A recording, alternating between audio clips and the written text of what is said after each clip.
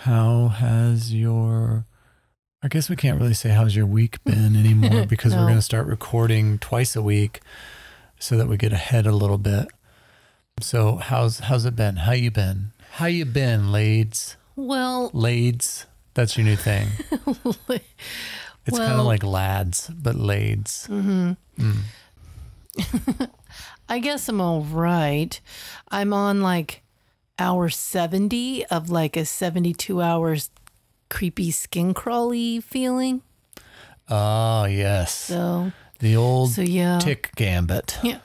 Yeah. We had a tick scare, or not a scare. It was a threat. Yeah. Well, we get a lot of ticks here in Tennessee. Which, okay. I hate it. What, ticks or Tennessee? Ticks. Yeah. I hate it. Yeah. And ticks suck. Yeah. It just is terrible. Well, they're gross, but they're also dangerous. Yeah, they can be dangerous, but they're gross. Like more gross than I feel more gross about it. Yeah, I don't like them at all. And so they're attracted to the dogs. And so, if we're not like on top of it with the wonder side that we put on the dogs, then I don't know what happens, but we get a problem. We get a big problem because then those ticks get onto our boys. Yeah, and then then they do things like text, "Dad, can I come in there?" Yeah, yeah, and he was really upset about it. And then here's how you remove a tick if you don't know, and I do it according to the CDC. So this is not like this is my no. I'm. What I think is interesting though, before you get into it fully describing it, the CDC guidance is exactly what they tell you not what like I heard growing up, don't do. Right. But the reality is, no, that is what you do. Yeah. Don't do all the other things people say. Okay, so a lot of the dumb, maybe not dumb, but a lot of other like ways to remove it. Light a match. Don't do that. Don't do that. Yeah. Don't do that. Don't douse it in alcohol. Don't put petroleum jelly on it. Don't, or any kind of oil. Or any kind of oil like peppermint oil or any kind of essential oils. Don't put anything on it. What you do is you get a pair of tweezers, you get some alcohol, you get some like swabs or a makeup pad, and you get a paper towel and you get a hammer and you get a dude to man the door. Okay. And then you hang on, just stay with me here. Okay. And then I guess you could grab a jar if you really are thinking like above board here. Yeah. And then you use the tweezers and you you get as much courage as you can. Yeah. And you take a deep breath and you console the victim. And you take those tweezers and you grab the tick as close to the skin as you possibly can. And that's going to be its head. Right. Or hopefully it'll be its head. If it's embedded farther, I don't know what to tell you, just like get in the ground or something. But you probably should just go to the doctor if it's embedded. Absolutely. Or engorged. Yeah. So you grab it as close to the skin as possible and you don't twist, you don't rip it, you don't do anything crazy. You just steadily pull straight out from wherever the affected area is. Right. And then you put it on a paper towel and you fold the paper towel over and you hit it with a hammer. Now, I understand that I am cruelty free and I would never condone killing a sentient being. However, I guess you could put it in a jar and put a screw lid on like really quickly if you're really like a really, really decent, good person. So what I want to know, and I think most people listening will want to know is the hammer part of the CDC guidance, or did you add that bit in? No, okay.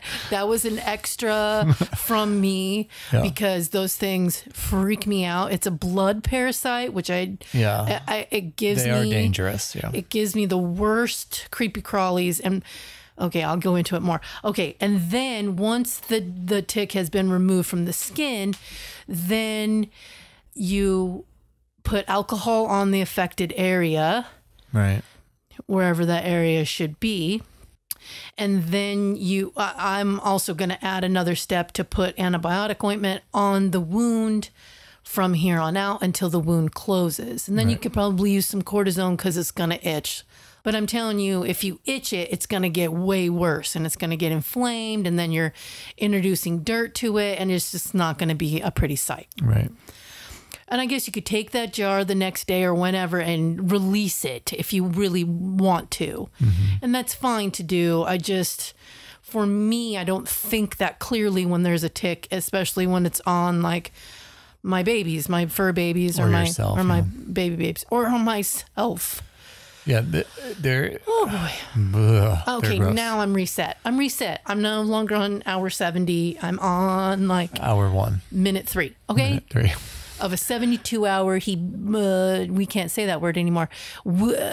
Skin crawly, and then for a long time afterwards, if your skin is like itchy, you gotta like whip your sleeve up and look and inspect and make sure you don't have a tick on there. Yeah, it's really tough. It's really tough to. I wasn't directly affected. You were my doorman. And I just guarded the door, but I still really felt like, my skin crawling. I felt like goosebumps all over because, oh man, gross. Yeah. Oh man, gross. You know, oh man, gross group from like, they're blue. They're gross. It's terrible. And they are just, although I've gotten these glasses that have magnification for doing modeling and hobby modeling, not like super modeling. I was going to say, you look great. Yeah. Thank you. And I really wanted to look at that one with the magnification. I just wanted to see I don't know what I wanted to see. I was just curious, but you got rid of it real fast. So I didn't get a chance. Yeah. But yeah. Yeah, I'm sorry. It's all right. It's smarter because I would have been like, ooh, wow. And then it would have got like in my mustache or something. It would have jumped into your eye. I watched too many movies, but at the same time. They look for, this is something that I remember distinctly from when I was a child, is they once they get on you. Yeah. And it's usually via your shoe or a dog rubbing up against you or some other animal, right? Mm-hmm. Once they get on you, they don't just go right where they are and bite you. Right. They go look for a dark, like sweaty, warm place, right, on your body. So behind your knees, in your groin area, behind your ears, places in your armpit. Yeah. So yeah.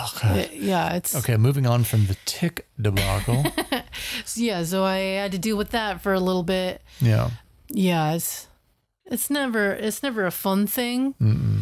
But sometimes you got to do it. You can prevent it. There's a great company called Wonderside, and they do like cruelty-free, no chemical. So they do use essential oils because and that's why you don't put essential oils on your skin, because they can release saliva or dig in deeper to prevent themselves from being taken off or killed. Suffocated. And their bacteria is in their saliva. And so then before you know it, you got Lyme disease out the wazoo. Yeah, you don't want to do anything that triggers them into releasing. Releasing that saliva. Into you, yeah. In other news, I lost my first employee. Oh no. She went on to she got a great job offer, and she's I congratulated her and wished her well and sent her on her way to bigger and better things. And that's good. I really, really hope that everything is coming up roses for her. Yeah. But it was your first. But yeah, it just felt like. Because now you're a manager now. And so. Yeah, I feel like I am now a manager. Yeah. Right. And what I decided when I became a manager is I decided that I was going to be the manager that I've always wanted. Mm-hmm. Right. The one that actually listens, the one that goes to bat for you and make sure that you're okay and that you feel safe and in a safe space. Mm-hmm. Because that's the whole goal. That's the whole point, right? Yeah. And so I tried to do that the best I could for her. And she left me a really good recommendation on LinkedIn, which just burst right into tears when I saw it. You texted me and I'm like, are you crying? Yeah. I cried for like a few long hours. Time. Yeah. Just kept tearing up. Yeah. Because it was like unexpected and sweet. It was unexpected and sweet and it well earned. Well, it just, cemented that you're doing the right thing. What I was doing was right. Yeah. Was the right move. You know? And so, I don't know if she listens to the podcast or she ever has, but if you are listening, you know who you are. Good luck. And thank you for everything. So, but that was kind of a sad part of the week. It was hard for you. Yeah, it was hard seeing her off. No guilt imparted at all. Mm-hmm. Super, super stoked and happy for her. But it was sad, right? Like we were starting to bond and become a good team. Yeah. And she's super strong, talented designer, and AutoZone losing her was a big loss. Yeah. So anyways, on to the rest of the show. I have started whittling my game collection down. Ooh. I'm starting, this is what I decided. I've switched the focus. I have to, The focus. The focus, yeah. I've switched the focus from I have to own a game because I like it. 2, I want to own a wide variety of games, but like a small number of games, right? Mm-hmm. Like I don't want to have 55 different train games. Right. Right? Mm-hmm. 5 train games, right? Yeah. You get what I'm saying? Because I could think of 5 different train games that all do something very, very different, take different amounts of time, different amount of players. Mm-hmm. So I could justify having those 5 different games. Yeah. But I cannot currently justify 55 versions of the same game, right? Yeah. Well, that's smart. Yeah. So that's what I'm doing. I'm focusing on that, which includes a little bit of buying games and a lot of selling games. Mm-hmm. And I got my first auction of many up. It's not doing well. I think I might have them priced wrong or something. Oh. Or somebody's like okay with the price, but they're waiting till the very last minute to get in there and snipe the deal or whatever. As auctions go. Which I'd be fine with that, right? Like the starting prices are all reasonable. But once that one's cleared out, then I'll take the next one. I'm actually thinking about taking some of the games that aren't like high value ones and then just taking a photograph of them, of the stack, and just putting it on Facebook, no auction, just $20, $30, $20, something like that. Because I've been noticing a lot of people doing that on Facebook lately. That's actually where I got Cosmic Frog from, is Facebook people. They just put a photograph and go, new and shrink $20, right? And then you're like, oh, can I have that? And they just message you. Yeah. Right? And then you just ship it right there, get a PayPal payment or whatever. So I might just do that because it's a lot less work than the BGG auctions. Yeah. The BGG auctions, I got to take a bunch of photographs of like the box themselves, inside and outside. I got to list each individual game. Then I got to, it's like a big old production. But anyways, I'm focusing. I'm trying to get it reduced down to a more reasonable collection that I feel like, oh, I have time to play these, as opposed to I'm never going to get to all of these, yeah. Which is what it feels like right now. Yeah. And also I want to reclaim some of the floor space. It's getting crazy. No, it's been crazy since we moved in. It's been crazy. But like, getting the Netrunner stuff, I want to keep that in the collection forever. Right. Mm-hmm. So that's one of the purchases, but then getting rid of all of the Arcadia Quest stuff. Yeah. Right. Which takes up more room than all of the Netrunner stuff. Yeah. So I'm getting rid of a bunch of space and only filling a tiny amount of that space. Mm-hmm. But overall, it should balance out where, I have shelves to spare is the goal. Yeah. Because I'm not like a board game reviewer or something. It makes no sense to have all of these games other than just having a deep-seated mental health issue that is like, I feel bad right now. You know what would make me happy? Cardboard and paper. Oh, no. Right? Yeah, that's not good. I'm not saying that's what I do, but clearly that's what I've done in some cases. Anyways, do you have a quote? Yes, I do. For this week? Or did you have anything else that you wanted to talk about at the top of the show here? No. At the top of the show? No. All right, the quote of the week. Quote of the week. And we're going to have a jingle soon. Yeah. If I'm going to lay down the law somewhere. Oh, I worked on some lyrics. Oh gosh, here we go. Somebody once told me the world is gonna pound me. I'm not the shortest dude in the shack. She's got a giant L in her backpack, and the shit keeps running, and the shit keeps running. Nope. What? No. Nope. Veto. Yeah, it's Mushmouth. It's the theme to Shrek. You're wrong on so many fronts, dude. It's not even funny. Okay, now I feel I've got to... Do you feel I've got the itchies. Yeah, you've got yourself all creeped out on this tick story. I've got the itchies now. We probably shouldn't have done that one. Well, I thought it was funny. It is funny, but now you've creeped yourself out. Yeah. Now I've got the itchies. All right, so here's the quote of the week. And based on our topic, I chose a quote from season 9, episode 20 of The X-Files, episode 20, called The Truth Part 2. The Truth Part 2. And it's by Scully, okay? And she says, quote, Mulder, you say that you failed, but you only fail if you give up.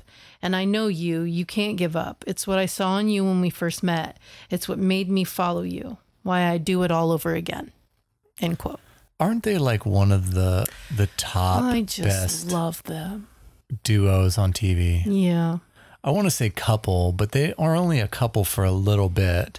Yeah, but I think they were always a couple. And it doesn't matter that they're a couple because they're a good team and good duo, like you said. Yeah, I love them. I love them so much. Me too. Did you see that one TikTok where the lady is like, why isn't this my husband? And why isn't this my wife? I would let her ruin my life. Have you seen that? No. And it's pictures of David Duchovny and Gillian Anderson. It's Jillian. Is it Gillian? With a G. Yeah, that's Jillian. Why I thought it was Gillian. No. It's Gillian? Yeah. Oh. Is she British, or did she just do a British accent for that one show? That's a good question. Yeah, I don't know the answer to that question. Here's my new theory is that I don't want to know about people's, like, celebrities' personal lives so much because it just ruins characters for me sometimes. So now, especially when I really like characters, I don't want to know anything about them or where they're from don't tell me a damn thing. Yeah, I don't want to know. Cate Blanchett. I don't want to know. Because I want to keep the dream alive. I just want to be like, oh, it's Hella. Just let me believe that's Hella. Don't tell me that she's got like 4 kids and she does normal things like get mustard on her shirt. Like, I don't want to know. That's Hella. No, exactly. Okay. Yeah. Yeah.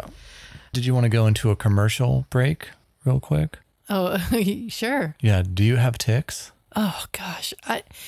Yeah, I do. Well, it's a real problem. You can get the new Stanley Tick Be Gone hammer with an extra long handle for great leverage. Fantastic. Yes. I need 2. You do need 2. In fact, we recommend you always use 2. The Stanley Tick Be Gone hammer. Get yours today. Okay. Yep. All right. Our topic of the week is conspiracies again. Yeah. This time, I just want to talk a little. Okay. Yeah. This time, I want to talk about presidents and UFOs. Precedents? Presidents. Oh, presidents. Like U.S. government presidents. Yeah. Okay, because on Netflix, there's this really cool show. I know. I think you fell asleep, but this is why I want to tell you about it because. Okay, but before we get into this topic, I want to just level set something with you. Sorry for the corpse speak. I'm not afraid of like a lot of things. Yeah. Right? Like horror movies don't really do much, right? Unless they are like centered around like skin wearing. That's the ones you don't like. A pretty lady who's just like, I'm going to lead you back to killing. Right? That scares the shit out of me. But normal horror movies don't scare me. But UFOs and the idea, like one time somebody said something on a show somewhere about like how they woke up and they couldn't move. And there were 2 grays at the end of their bed just looking at them. And I was like, oh my fucking God. And so I can't like UFOs scare, like the idea of like, you know, ghostly presences in reality, not in movies, scares me a little bit too. But UFOs, off the fucking charts. So okay. So when you start watching UFO stuff, I'm like, I have to retreat to sleep. I know. I know. And that dream I had the other day where and I wrote about it, where like the snow tried to get me like a blob. I think like I was fighting against being probed by aliens. Oh no.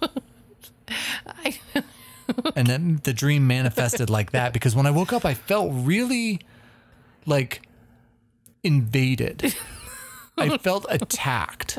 And I was like looking around, and I was like, I'm going to go somewhere else to finish this sleep. Like, it was scary. It was scary. And I don't like the idea. I don't like the idea that there are beings that could just do whatever they want. Yeah. And you can't do anything because they're superior, because they could travel to other planets.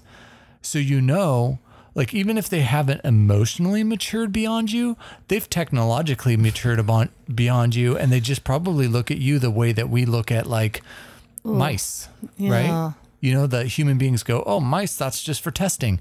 That's what we are to aliens. Oh, boy. And that scares the shit out of me, because I don't want things in my butt unless I'm saying, hey, put that in my butt. I don't want to just put it in my butt. Oh, no. Oh, no. Butt probes. Okay. It's a thing. Okay. It's a UFO thing. All right. And that might be government conspiracy, but it scares me. All right. It scares me. Get that away from my butt. Yeah, so fucking scared of UFOs, man. I mean, just really scary. It's understandable because, you know, when something else has more power, or seemingly. Yeah, I mean, in my mind, it is more power, right? It's because they have better technology. They know more about us. Okay, now. They can watch us. We can't watch them. If they exist. If they exist. They'll 100% exist. No, there's never been a doubt in my mind. 99%. Nope. 100%. Never a doubt in my mind. Okay. Anyways, so explain any of ancient culture. Okay, right. And that's, you know, that's the whole deal, right? There is a lot more evidence in the positive rather than in the negative. Yeah. It makes sense. And what I mean by ancient culture is not that they existed, that they had the ability to create things that we don't even have the technology to create today. Mm-hmm. Things that are still standing. Yeah. Things that are feats.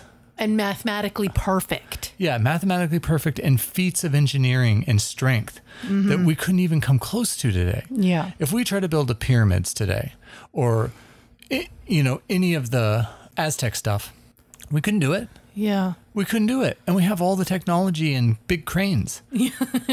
Yeah. Yeah. Anyways, okay. So it also doesn't help when our government, our U.S. government, tells us, no, that's not a thing. I think the Aztecs, I don't think they were human. Yeah, and also, where did they go? The Mayan people, where did they go? I think the Mayan people left the planet. They're just like, we're out of here. They got in a spaceship shaped like a goddamn pyramid, and they left the planet. Yeah. Anyways, like I was saying, it doesn't help that the U.S. government tells us, no, that's not a thing. Area 51 is not a thing. No. Since the 30s, they've been, or the 40s, Whenever they've been saying. the government says, no, that's not. No, you guys look over here. Yeah. And they say, no, there's no such thing as Area 51. It's just a military base, and it's an Air Force base. And so, yeah, we have pilots and planes. Well, they're not technically lying there, but they also aren't telling us the full truth. Mm-hmm. Right? And then they come out in 2019 and they go, okay, Area 51 absolutely is a thing, which justifies people who have snuck onto the base and then woke up in either a hospital or in their hotel room or in a holding cell, and they're like, what just happened? Yeah. And they've never really seen anything, but it's so secretly guarded that you're like, it is totally a thing. You can't tell us it's not a thing. So then they finally admit that it's a thing, and then they're like, oh, but it's empty now. And you're like, but wait, where did it go? Ohio. But why? Kesha told me. Here's the thing. This is the main argument people have for it, is like, okay, how come all of the evidence, air quote quotes, unquote, is filmed with the worst cameras anybody's ever owned? Right. Right. Well, yeah, that's a good point. But also, not everybody in the world owns an iPhone. Mm-hmm. You know what I'm saying? Yeah. Like, I don't know. And you know, all the stuff that's caught on like military surveillance, those things are radar based. They're not, you know, high fidelity movie making equipment. Yeah. So. And it was absolutely not a weather balloon that landed in Roswell, New Mexico. No. It was some completely different thing other than a weather balloon, and they've admitted so. Yep. And then the U.S. government has told us for decades, we're not investigating UFOs. Like, that's not a high priority for us. Yeah. When in fact, in 2017, they then said, we've been investigating UFOs for years and years and years. Well, here's the thing. Okay. I don't think, like, the government's been lying to us the whole time, but I never believed that anyways, because if there's any, like, even possibility that it's true, the government has to look into it. Right. To say, oh, we just never looked into it is just complete garbage. Yeah. It's just trash. Yeah. And Get out of here with that. You know you've been looking into it. They just don't want to tell us what they found. Mm-hmm. Yeah. And so there's this really cool show on Netflix, and it's multiple episodes, so I haven't been into it very far. But it's called Hangar One. Oh, yeah. And it's about MUFON, right?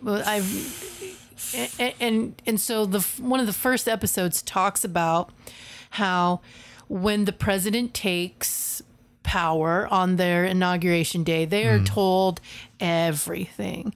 And since Eisenhower or something, they've said their campaigns have, when they're running for president, have always said, oh yeah, because there's usually always a reporter going, hey, are you going to release all the UFO information that you have?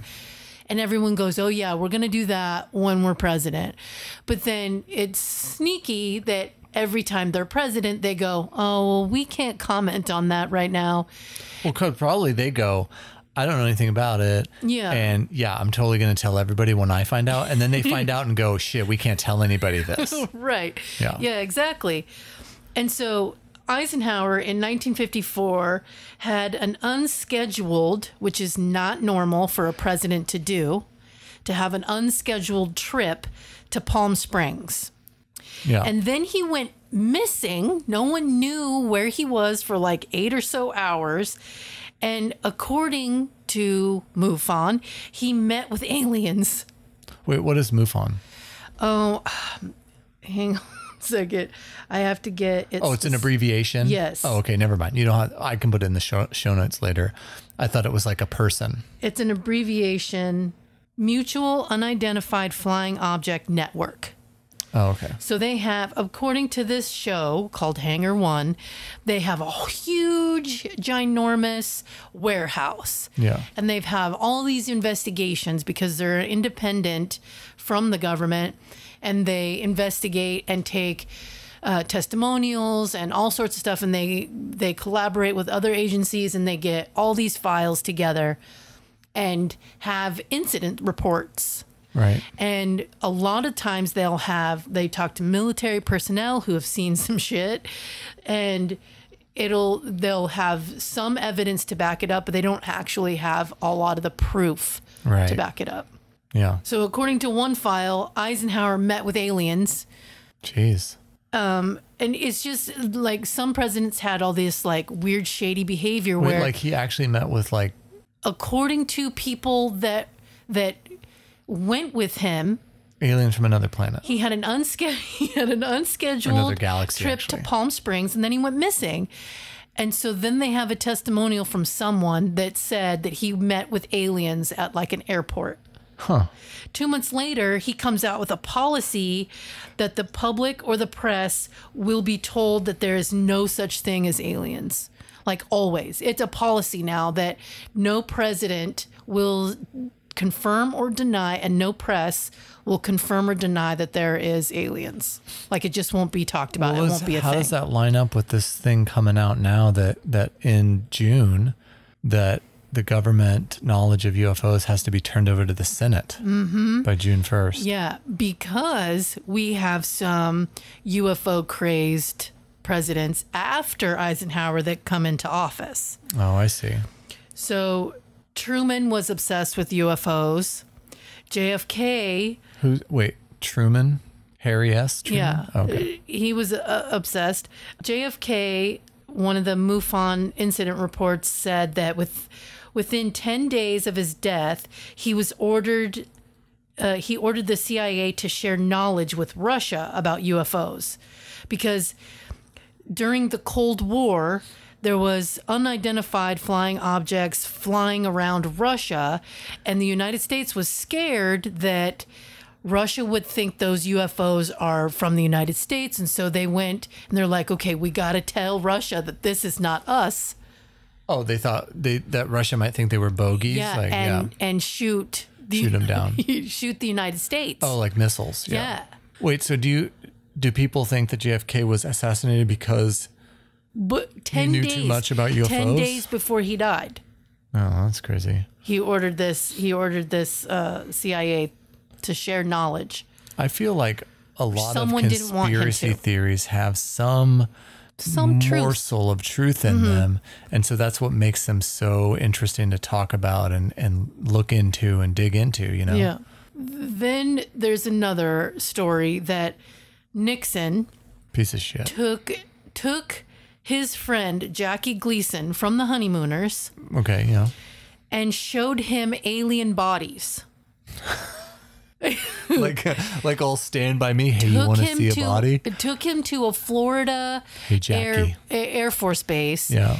And there was some refrigerated cooler and warehouse in the back somewhere.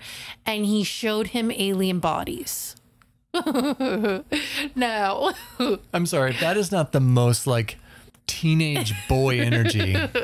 Yeah, but Gleason backed it up and said that's what Nixon did. Hey, Jackie, you know how I'm the president now? Yeah, I know. Rich, what is it? You want to see a body? What? Then Clinton reopened the Roswell incident. Yeah. That we were told long time ago that it was just a weather balloon. It was not. It was like some high-tech aircraft that it had material all over this guy's pasture area that was not anything that at the time that the technology that the United States was making.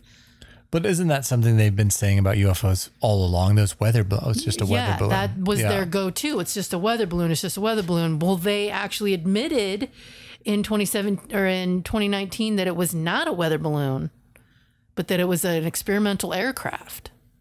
So what are we to believe, man? There's aliens. Yeah.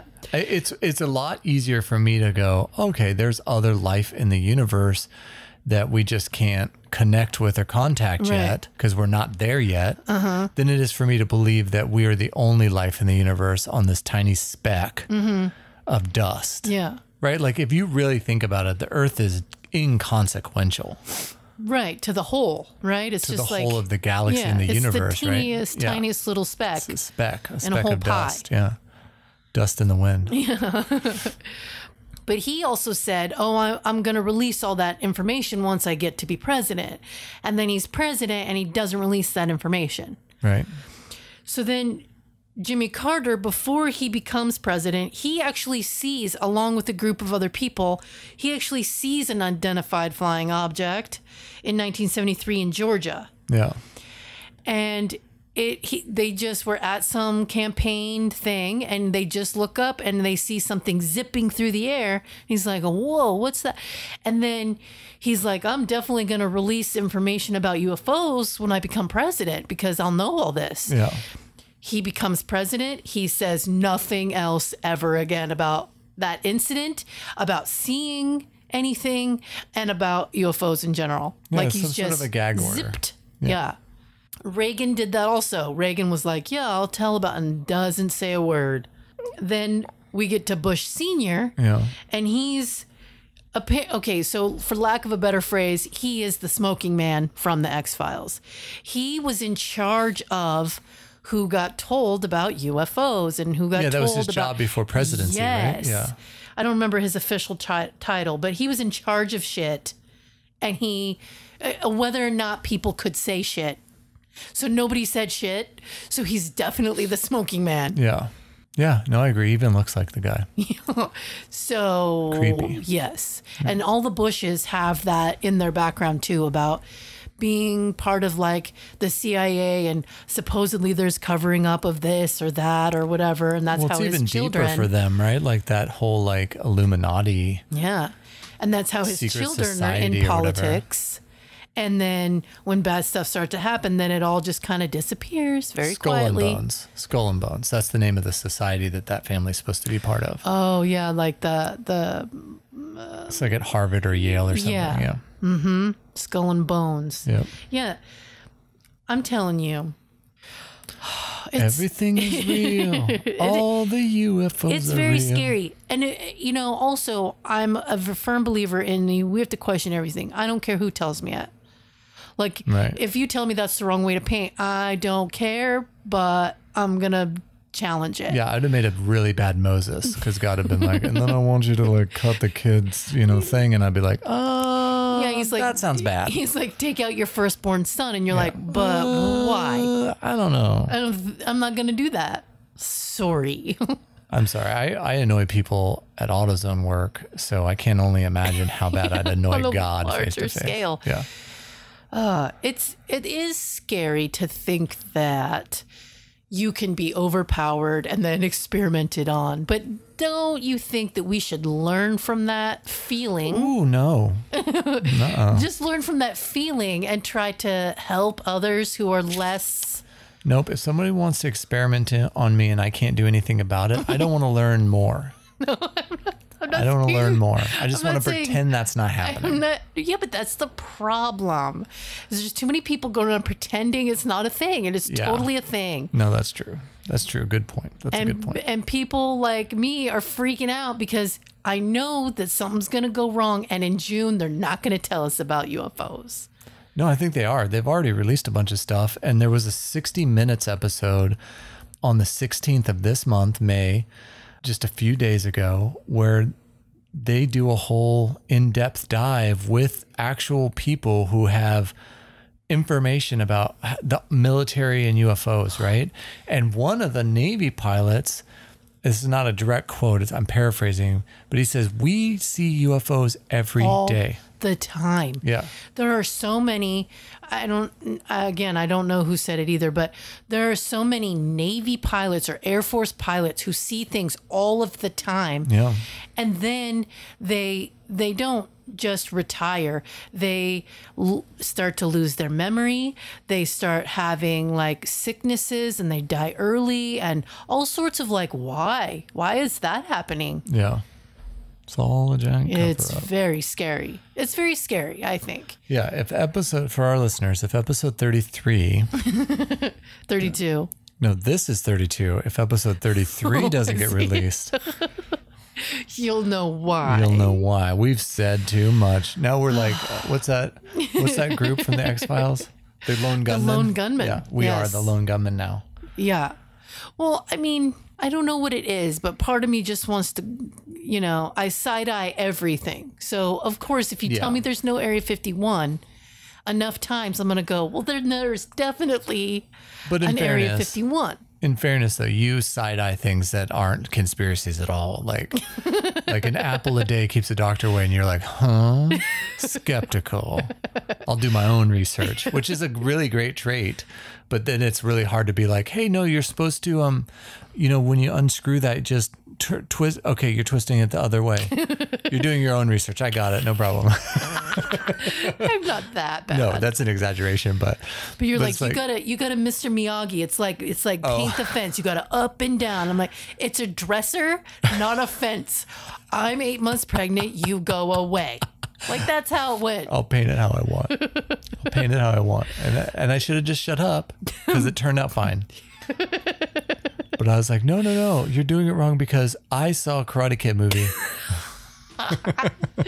Yeah. All right. Yeah. Well, we're both broken. Yeah. I want to believe. I want to believe too. Yeah. I want to believe it's all. But then there's the scary part of believing that it's all real because then, oh my God, then that's real too. So we left off at George W or George H.W., right? Yeah, but that's all I got so far. Oh, that's as far as you've gotten into it? Because here's the thing, and I want, so we'll probably do a part 2 of this. UFOs is kind of scary too. I don't know how much farther I want to go into the UFO thing. Because it is scary. It is scary. But as far as conspiracy theories are concerned, UFOs are a huge one. Yeah. Here's the thing. I've said here's the thing a lot of times tonight. But what I'm thinking is like, if you get to the point where, and we all, you and I don't like the man, but what kept him quiet about it? Or did he just not give a shit about it? Oh, Mr. Dump? Yeah. Yeah, I don't think he gave a crap.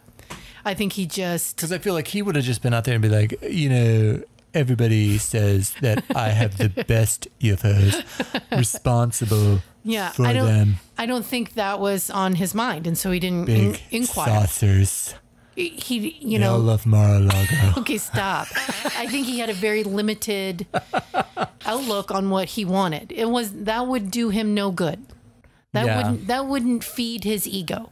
No, but I do feel like he'd be the one president where they're like, no, you can't tell anybody. You need to go out there and be like, you know what the best thing is. Like he would use it, right? Right. Because he was doing that kind of shit all the time. Not unlike Nixon did. He would take his buddies and show them the body. Yeah, but then Nixon also understood the presidency and that, some things you just got to keep quiet. Yeah.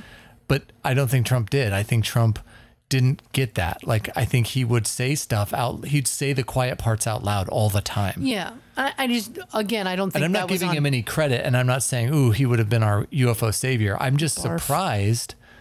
Yeah. That it never did come up with him. I don't think it was on his scope. I don't think it was on his radar to find out. No, he was probably too worried about like his numbers and this is the irony part though. If he had come out and said, yeah, we found them, they're everywhere. People would, like, maybe his numbers would have went up, No, they're everywhere. Crap. They're in my pants and your pants. Anyways, yeah, I thought it was pretty interesting and scary. Yeah, no, UFOs are very scary, and the idea that there's like, we want to blow conspiracies out of the water because they're fun to think about, and like, how deep does this rabbit hole go? Right. The machines control us. We're batteries, but at the end of the day, like them just hiding anything, even if it's just innocuous. Yeah. Like. Yeah, we found some weird ships that we don't recognize and we couldn't trace to any known human thing, but there weren't any people on them or, like just hiding anything, the smallest thing. We found a piece of metal that's not native to Earth is suspicious and a conspiracy. Yeah. Why would they hide that? And because we go crazy. Because human beings in a group can't be trusted. Yeah, but if you hide little things... Yeah. You got to be hiding big things. Right.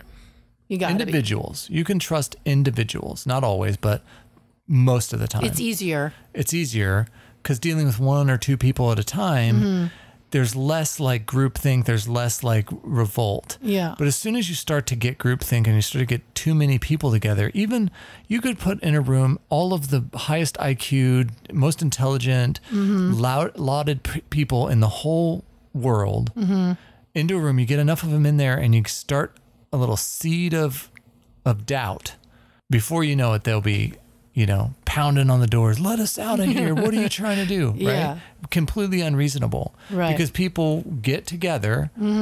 This is why war exists. Yeah. This is why all the bad things exist is because we get together and go, you know what? I think he's right. Yeah. And then somebody goes, you know what, Tom, you got to mow your lawn. And then, mow your lawn. And then next thing you know, it's like. Right. It's called the mob mentality. Yeah, it's awful. Because, and they have to train you for that, like in the military or whatever, that wherever people are running, your body wants to get up and run with them. Yeah. But it's actually the not smart thing to do. Right. The smart thing to do is find cover first, not run. Right. And that's what our escape brain, our flight brain wants to do. We want to run away from the problem. Yeah, I would guarantee. We're gonna mishear where the bullets and where all the chaos is coming from. Yeah. Because we're panicked. We're not very good, like, stress thinkers. No, I've not been in the military, but my understanding is that almost all of the training done in the military is to try to reprogram your flight response so that you are calm in a situation like that, right? Yeah. They're basically retraining you to not react the way a normal human being should. The average human being, yeah. Right? Yeah. Yeah, you're right. I shouldn't say normal. An average human being would react, right? Yeah. They want you to react in a different, more methodical way. Right. And that's hard to do. But it's also better for your survival. Yeah. But over time, we were like, explosions, everybody's running. Why is everybody running? I should run. Yeah. Right. Yeah. We herd together really quickly and easily. Mm-hmm. And that's not safe. No, it's not. It's not at all. Anyways. All right. Do you think we're going to do a part 2 of UFOs, or do you think you don't want to dig into that anymore? I don't know. I'll go into it more, but I don't know. Maybe. I thought these were interesting. We're definitely going to do more conspiracy episodes. Because I've never heard these before. So I thought, well, that sounds like fun. I think UFOs are very interesting. I think the whole idea of alien life is interesting, but it's also terrifying. Yeah. I think Have you seen Starship Troopers? Yeah. I think it's more interesting to find out why people are lying and how people are lying and how I can catch them in lies. That's what I really find interesting. You would do well on forums. The investigation part of it is really the turn on there. Not... So I see you think everyone's outraged. Well, sir. Yeah, okay. Well, I enjoyed talking about this with you. Yeah. I love you. I love you.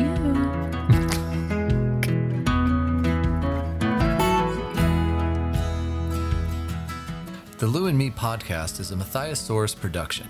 The song is No Carpets by the New Forevers. Produced and edited by Moose. Hosted by Lou and me. Thanks for listening.